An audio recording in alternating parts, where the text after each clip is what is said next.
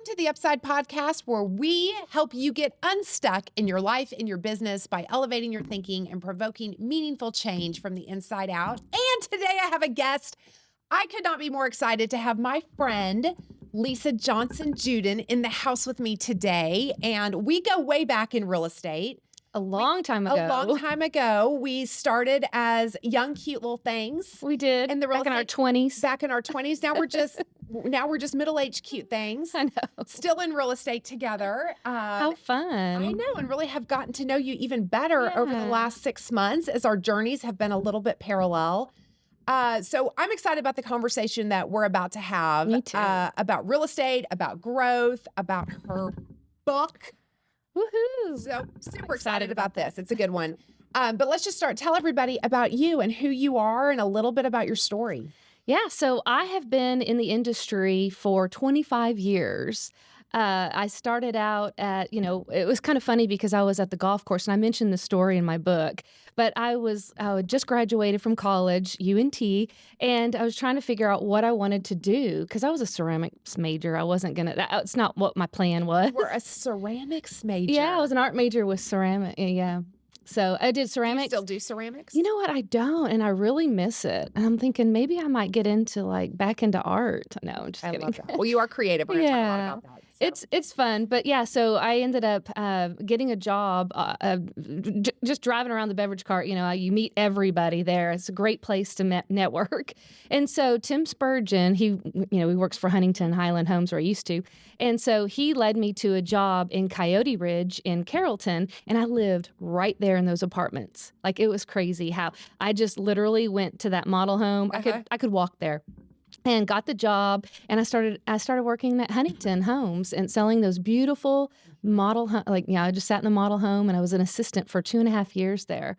And then I got into real estate because I was like, ooh, I want to be a realtor. I want to get out of this house and go and explore and I knew the area really well because I was born in Irving. So I really knew the areas and it just kind of took off, and I just really knew that was where God wanted me to be. You know, so it's an amazing thing when you just find your fit. And I think so many college students have no idea really, and the path just kind of leads where it leads. So what year then did you start real estate? 2000. Okay. So tell us a little bit about how you started your business. You've been very successful for a long, long time, but how did you start in the business, and how did you grow to be one of the top agents in your brokerage and top agent locally? Yeah. So, I started at a little boutique company called Dallas Online Royalty, and Ford Gibbs was my manager or my broker, and I really learned a lot from him. I was pretty much his sidekick for a good year, and he really taught me the business, taught me everything. So I feel like I owe that to him. Awesome. And he was amazing, very patient with me, yes. And so he would give me, I would be working on 10 different files, and he was like, all right, here. And then I'm like, well, I don't even know, what is the timeline on this? From start to finish, That's what I really had to learn, because he was giving me files that were in the middle of, here's the inspection period. This is during the inspection period, option period, or whatever, and so that was really kind of complicated. So once I learned the whole process, I was like, all right, you know what? I can go on my own. And then I went in, people would walk in. I was at Mockingbird and 75. So I was really down there in the M streets and Lower Greenville. And I loved that area. And back in 2000, it was really fun to be down there. Uptown was just beginning to pop. And so I saw all those apartment high rises go up. And so then I started doing some apartment, locating, because I was 24 years old. So all my friends were not looking to buy a home. Right. They were looking to rent. And so I loved doing apartment locating. Actually, I did some fun. I located a couple of golfers, Gary Woodland and Anthony Kim. Those were some of my clients. Look at you. Yeah. So I was good friends with their agent. And so I always try to help them. So that was fun. I love that. I know. So then so you've been doing this now 20 years, 25 years? 25 years. 25 years, started apartment locating, but that was really because that was your friends in your sphere. So really from the very beginning, your business has been relationship oriented. Yes. It's been about networking. It's been about connecting with the people that you know and who already love you, like you, and trust you, Yes. and bringing them value. So, what's the secret to being in an industry that's challenging? I mean, 25, you've seen the ups and the downs of the market, the changes in technology. I mean, there's been so much disruption in our industry. So what is the secret to longevity in this business? Why did you never throw in the towel and say, I'm going to go do something else? There's been several times that I wanted to do that. No doubt. Over the years. But you know what? It is a relationship business. I mean, I grew up, here in Irving, and so I knew the area. I have so many friends that referred me, and they were very loyal to me. I started selling to all of my friends and their friends. And then it just, over the years, it just kept going and going and going. So I never really had to, I mean, I did at the very beginning, had to do the open houses every weekend and this and that. Then I started building my clientele, and they were all my friends. And so now it's fun because I look back in my database and I'm like, these are all friends of mine. And so, and then their friends. And then once we all get together for client appreciation parties and stuff like that, and then, I kind of forget, I forgot that y'all know each other, because it's been so long ago. And yeah, so that's definitely a relationship business for sure. Well, and it fuels you, right? And it makes me excited because to you, because I know them, so that's exciting, and I want to help them, and I want to give 100%. Feel like you're making an impact and making a difference. So how could you go do something else when all your friends need you in the real estate space? No, that's so good, Lisa. So you wrote a book. I did. I cannot believe I wrote a book. I'm like, did you ever think as a little girl that you would be an author one day? No. So my mom is an author. She's written 6 or 7 novels, and I just was in awe of her skills, and I would read every book that she wrote. I'm like, wow, she's amazing. And then I'm like, I'm never going to be like that. I had it on my bucket list. I was like, my mom and I are going to write a book together. But I think this might be just I don't know. I might write another one. Who knows? My mom was 60. I think it was like 65 when she first published her first book. Really? And then she was like, every year she had one come out. But yeah, I really enjoyed writing this book and creating this book.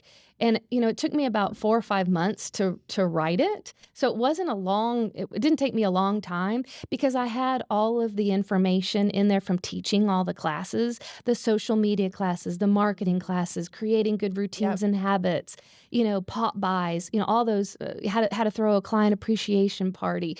And so I just kind of took all my notes from that and created that book. So it's called Mastering Your Circus. And I will tell you, it's a beautiful book. Thank you. I mean, it just is so pretty. Thank you. So, and I used all my friends in a photo shoot at my house. Beautiful friends. I've noticed that. And my clients. All your clients are gorgeous. I don't know if that's like a prerequisite to work with you. I'm kidding. But it's an easy to read book. But it's so practical and so tactical, right? Yeah. So anybody, an entrepreneur, and really even outside of just real estate, can take this book and really learn, because I think you are incredibly gifted at relationships. And when you say you have a lot of friends, you truly do, because you are very intentional and purposeful about connecting, about building, about maintaining these relationships. So you said 4 to 5 months to write it. And yet, though, it's a labor of love of a career. Yeah. Right? Yeah. So this is everything you've worked on, so while maybe the actual writing of the book was 4 to 5 months, like you said, right? You'd written courses and all of the things.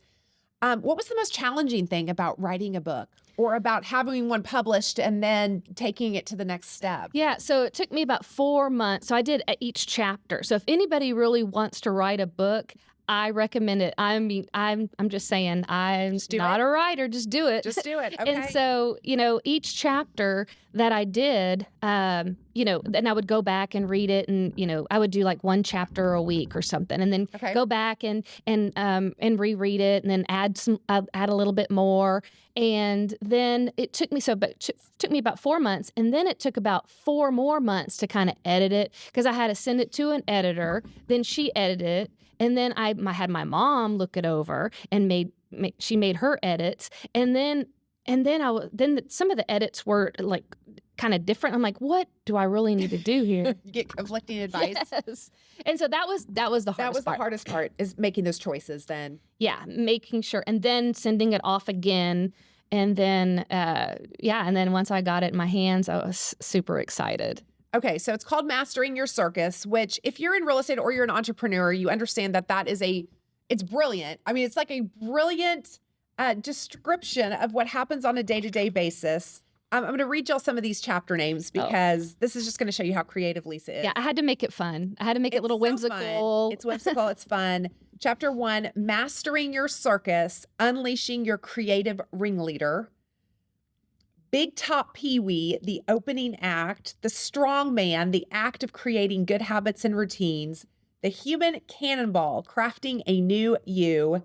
The Acrobatic Performer, the many acts of love. The Clown Car, the act of balancing everyone.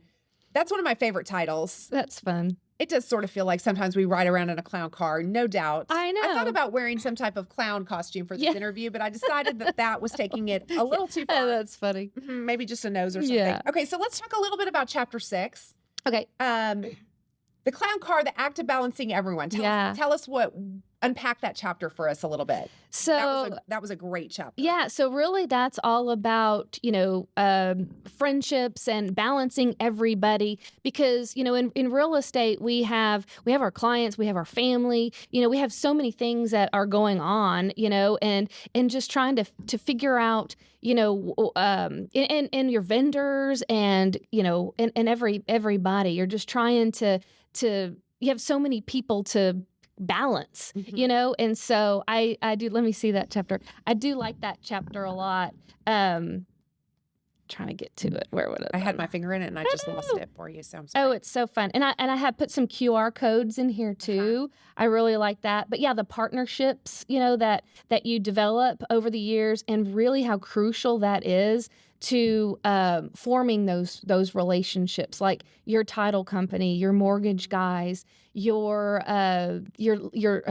roofer, your inspectors, home warranty, so I really love our relationships that we have. Yep. And there's so many wonderful relationships I've made in real estate. And I go back to all my vendors and how special it was to work with them. Yeah. And so I love that. So I definitely wanted to add that in there, and I think too, the idea of, in real estate, we have individual agents and we have teams. Yeah. And once you realize there's really no individual agents. Yeah. Meaning everybody has a team. Nobody succeeds alone. Right. And so everybody has some type of team. It may not be a full-time admin or, sales team working for you. But if you are successful in this business, you have people that are an extension of your business, that are an extension of your services, and choosing those partnerships are so crucial because they are an extension of you.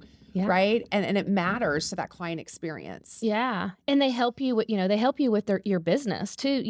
I love that creating, so I talk about creating your database. Like I didn't have a database for the longest time. Yeah. And I'll admit that I just I don't know why I didn't. You were a wing it realtor? I was. And then I started creating this database, and now I print it out. I look at it. I'm like, okay, what am I going to send this month? Mm-hmm. So I always do seasonal. So I'll do Valentine's. So I'll look through my database and find all the single people and send them a little something with a little sweet treat in there. Then St. Patrick's Day, I just sent out a whole bunch of stuff with lotto tickets, and I sent about 18 people, and some people wrote back, I won $8. Oh my gosh, I love that. So that was fun. So I like to I like to do that rather than the pop buys. I'll do some pop buys in the neighborhood, but my neighborhood's so flooded with realtors. It's like my next door neighbor is their realtor is a good friend of mine. So I'm not going to try to get their business, But yeah, I love this chapter about the clown car and just building those relationships and what to send, your clients and mail outs. And, I even did some kind of fun little secret Santa one time and just send them a whole bunch of different things, and they had to figure out it was me. Everyone knew it was me. But okay, so that is so cute. Tell me more about that.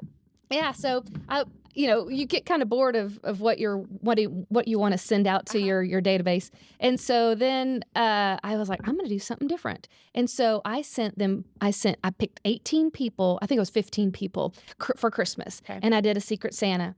And so I mailed four envelopes to them, one telling them what it was all about. Okay. And I made it really like in the mail. rhyme in the mail, snail mail. Snail You know, mail. snail mail is really It's good in sillier real than ever. Yeah, and it's good in real It estate. takes a while. It does. You kind of have to be ahead of time. Real small, slow snails these days. I know. And so the first letter is telling them what you're doing, Okay. you know, trying to explain what you're doing, Secret Santa. Okay. Second one is, you know, you always want to offer something of a value. So the first one they got was like a nothing bundt cake, and I think a coupon. The next one was like a Starbucks gift card. Okay. And the next one was a lotto ticket. And then the last one was, I forget what I put in there. But and then I revealed who I was in a QR code. So they had to scan it, and then it was me. And so it was cute.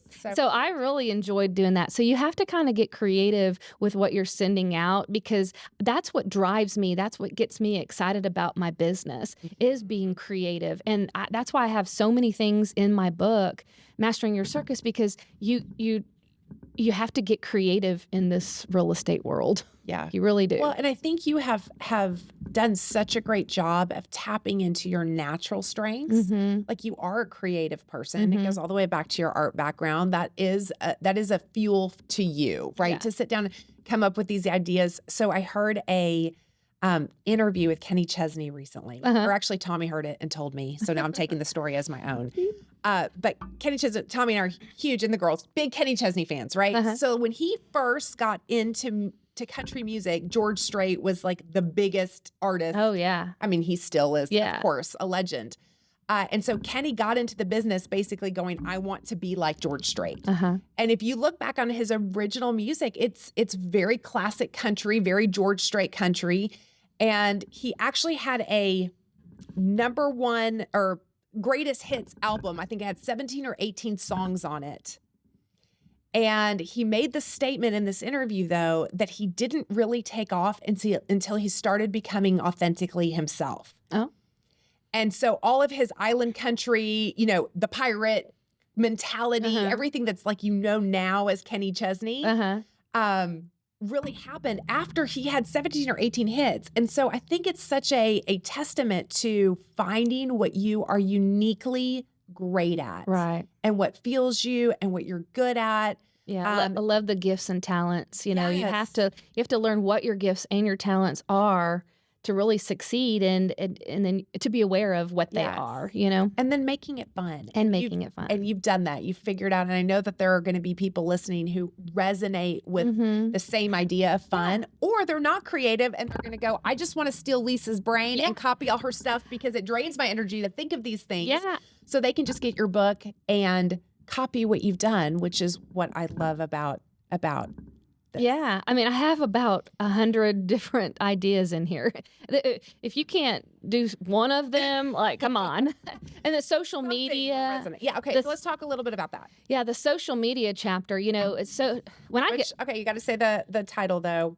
The constant juggler. Yes. The balancing act of social media. Yes. As if we don't have enough going on in our life. Now we have to be these, you know, I'm glad I took some radio, TV, and film classes, you know, because I feel like that is where a lot of real estate agents are, have a hard time, because they don't know what to post. They don't know, oh, I look fat on TV, or, oh, I don't look right, or whatever. And you just kind of have to go with it, and you have to practice. And I had to do the same thing. Sometimes I don't feel very comfortable, you know, getting in front of the camera either. I'm like, take 2, take 3, take 10, you know, you have to get out there and you have to practice. But when I first started, we didn't have social media. I think we had MySpace, or I don't even know when that came out, but you know, we didn't really have that. So I had to learn. But I think you really have to be yourself on social media, because I see some people acting like they shouldn't, you know, on social media. I'm like, come on, act your age, you know, do what you think that you need to be doing. That's good advice in life. You know, act your age. Yeah. Because it's just, I don't know, I feel bad for some people just trying too hard. Yes. I think, and I totally agree. Nobody particularly looks at themselves on video or audio and thinks, wow, so impressed. I love it. And I think it is. It's just about getting over ourselves a little bit and just saying, is it about me or is it about the value I'm bringing? Yeah. Am I able to help somebody by what I'm doing? Am I able to help somebody by my services? Exactly. And then just saying, it's not really about me and what you think about me. Yeah. It's about this impact that I'm able to provide. And social media is a juggling act in that way. Exactly. But you're right. It should be what you see is what you get. Yeah. Right. So if they see you on social and then they meet you in person, there should be an authentic connection. Yeah. And I would say just get a lot of B-roll. Just go to like some model homes and get some footage done, or drive around the city and then add, you can add little facts about the city, about Frisco. It's number one fastest growing city, number one safest city, and then that's it. You don't even have to be in it if you don't want to be in it. Right. So sometimes I'm in my reels, sometimes I'm not, or maybe I'm just walking up there, or walking out of the house, or sometimes I'm talking, but some people just get afraid of it altogether. Yeah, and that's a great point. It doesn't have to be exactly what anybody else is doing. You can figure out how to make it authentic. Okay, give everybody your Instagram handle, though, so they can go check it out. Yes. Exactly what you're doing on there, because you do have some great content. Thank you. It's L Johnson 3333. It's so funny. Lucky number. Yeah, I love 3. Okay. I love 3. And I started that like a long time ago. I just never changed it. I didn't really understand what whenever I got on Instagram. But yeah, I have a lot of fun stuff on there. Okay. I love being fun, of course. You do love being fun. Okay. Chapter 11, Walking the Tightrope, the Ultimate Challenges of Real Estate. This is one of my favorite chapters because I created a 21-day challenge. And if anybody gets anything out of this book, do the challenge, because so whenever I'm slow, when I'm like, I want to be busy, like kind of like right now. I'm not real busy, but I'm not real slow. But this would be a perfect time to start doing my 21-day challenge. So how I usually create this is I do my top 21 things. Like if I were to have assistant, which I've never had an assistant. I don't know how I've gotten this far without one, but I like to do things like my way. I like to handle it. I don't know if it's I'm not controlling, but I kind of maybe I am. No, own it, girl. Just own it. But I love my 21-day challenge, and I actually might make that. I might make that another class, like a class. But awesome. I love 21-day challenge. So you write down everything that you need to be doing. So in 21 days, you have to do everything. It's just kind of it's like a lot. Structure, discipline. Like I want to do an open house, two open houses. I want, I want to have a listing. I want to work with another buyer. I need to put out 100 mail outs. I need to, and you just kind of put whatever. And I have a 21-day challenge already for you in there. Get a new outfit. Because sometimes we just need a new outfit to make us look good and feel good. It doesn't hurt. Yeah. And clean those lock boxes. I have that in there too. Oh, that's funny. Yeah. It's the little things though, right? And getting into activity, because it is challenging sometimes as we realize that we're not doing the activities and you almost need that just kind of jump start to really that intensity to kind of go all in and just say, I'm going to disrupt the pattern and maybe gotten a little complacent or gotten a little settled, or maybe business was just because of the market or what have you, was easier in a certain time. And now it's going to take something a little bit different, right, to generate the business that you want to generate. Yeah. And I also put some challenges in there because I don't want everyone to think that, real estate is so easy, which everyone seems to think. And so I put in there some of my struggles. I talk about failing that real estate exam. Like that was hard for me. And I was 24 years old when I was trying to take that. I remember studying on the golf course in my beverage cart, like studying, and it was kind of like over my head, and I was like, I don't even know what this is talking, And I was like, well, I just kind of regurgitating information. Yeah. So I talk about some of my challenges, and I talk about 2008 when the market was dead. It's a scary time when you're in real estate. Yeah. And you're single. I was single until I was 42. And I got married in 2018. So I was single for 18 years of my real estate career, which was very hard to do. And so, it's not like my parents they were rich or anything. They're, don't worry about it. We got it. Yeah, it was up to you. If I've always it was going to be you. Been very independent and, So I do talk about the challenges, and there are a lot of challenges, and we're in challenging time now. We got new forms. It's like, I feel like I'm a new agent. Yeah. you know? Which I think keeps it interesting, though. Yeah. I think there's part of it that when things get boring, if you're a person, you got into real estate obviously because you were willing to accept a challenge. Yeah. You know, so that's obviously kind of in your personality. Anybody who's in this business that makes it was willing to accept a challenge. And risky. Yes, willing to take a risk, to bet on Yes. yourself. It was funny. I did career day for my girls, or it was actually Jillian's 7th grade math class. Oh.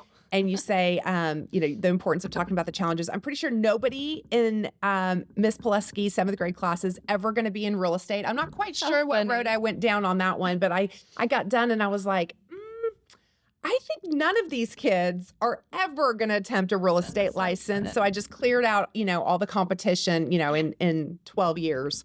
But anyways, that's so funny. I actually, one of my girlfriends and my clients, she's my client too, but she had me for her, I think it was 2nd grade, and she's asked me to do all kinds of things with her 2nd graders. I do every year we do a gingerbread house, and I talk about the foundation and how important the foundation I should have called you before I went into the 7th grade class. You were so much more creative than I am. It was fun. It was interactive. I did get them talking, but I probably could have brought in a gingerbread house. That would have been better. There you go. And then talked about the frosting and how you're supposed to really secure. You know, I just kind of went on. It was so fun. I enjoy it because I love kids. You know, you're so cute. You're just so creative and so great. Okay, so what's next for Mastering Your Circus? I know you've got a few plans up your sleeve. Yeah, so I actually created a class and I pitched it to CCAR on my book called Mastering Your Circus, and that's what we're going to be naming my class. And so then I pitched it to Texas Realtor, which turned it into Trek, and they approved me. And so now I'm an instructor. Like, so you're certified. I am certified to teach. Which basically, if you're not in real estate, means that realtors can take your class for continuing education credit. Yeah. So it is legitimate curriculum in the real estate space for license renewal and all of that, which I think is so great because I don't know of other classes quite like this. No. Most of them are very technical, very legal, which is obviously very important. Yeah. But this is a unique class that I think is going to really help people grow their business. Yeah, I'm super excited about it. And I have a heart for helping realtors. Like, I love helping them. And a lot of agents in my office are probably going, why is she trying to help me? Like, or that's so sweet. But why are you trying to help me? Like, nobody, I don't feel like anybody else, our office, we do help each other. You know, we are like a family, and every office is probably like that. But, you know, I just really have a heart, and I'm like, let's take some, you look really good today. Let's take some pictures of you. And they're like, okay. They're like, why do you want to help me? And I'm like, I do. I want everybody to be successful. And that's why I wrote this book, because I wanted everyone to learn from me and my experiences. And I feel like I have a lot of knowledge just being in the industry for 25 years. And I want to just help. You know, I've seen so many people come in our office and then leave after a year because they didn't sell anything. And I'm like, these steps in here will guide you to being successful. Impact driven. I love that. We had you at Dallas Person Road come in as a guest. Yeah, that was fun. For our morning huddle. And I know several of my agents heard you speak and turned around and bought your book. And we're going to have you back in to teach your class in a few months. So everybody stay tuned. You can come to Dallas Person Road and tune into her class. 1 CE credit. 1 CE credit. Okay, so how does everybody we'll put this link to purchase your book. Okay. In the show notes and all of the places, but they can get this right on Amazon. You can. And then they can reach out to you for where you're teaching. I'm sure you're going to put that information out. Yeah, I'll probably have it on my website, lisajohnsonrealtor.com. And you can also purchase the book there. I think I have a little, I think I have a code or something for a little 15% off. Or you can go to Amazon, Barnes & Noble, Target. They all have it. It was so funny seeing it on Barnes & Noble, their website and Target. I was like, woo.